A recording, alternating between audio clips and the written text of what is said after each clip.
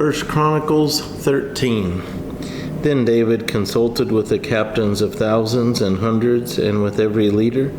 And David said to all the assembly of Israel, "If it seems good to you, and if it is of the Lord our God, let us send out to our brethren everywhere who are left in all the land of Israel, and with them to the priests and Levites who are in their cities and their command lands, that they may gather together to us. And let us bring the ark of our God back to us, for we have not inquired at it since the days of Saul." Then all the assembly said that they would do so, for the thing was right in the eyes of all the people.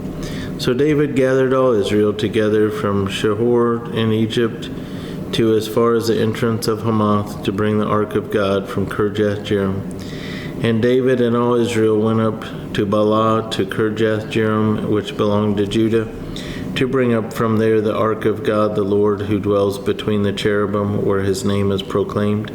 So they carried the ark of God on a new cart from the house of Abinadab, and Uzzah and Ahio drove the cart.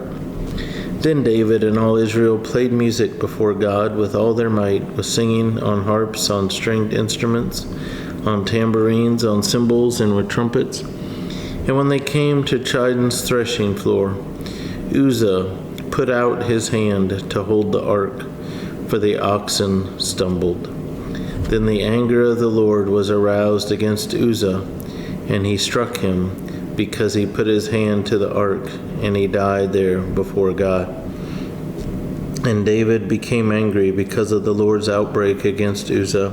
Therefore that place is called Perez Uzzah to this day. David was afraid of God that day, saying, "How can I bring the ark of God to me?"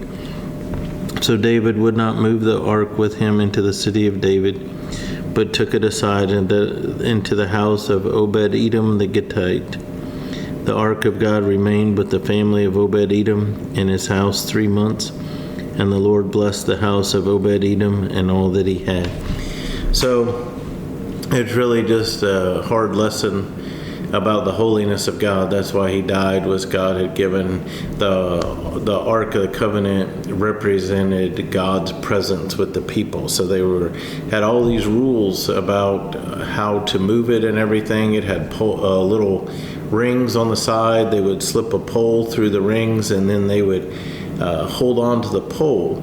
But they weren't allowed to touch the ark because it was similar to like going into the Holy of Holies. You couldn't do it unless you were, the high priest had to follow all these rules. But this person, Uzzah, just reached out his hand to steady it.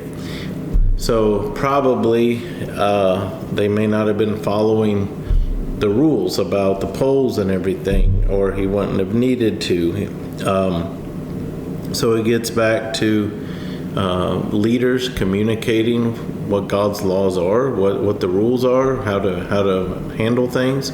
So proper teaching and instruction, and then obedience, paying attention to these details and things of that nature. But definitely, really the prime thing that comes through is God's holiness.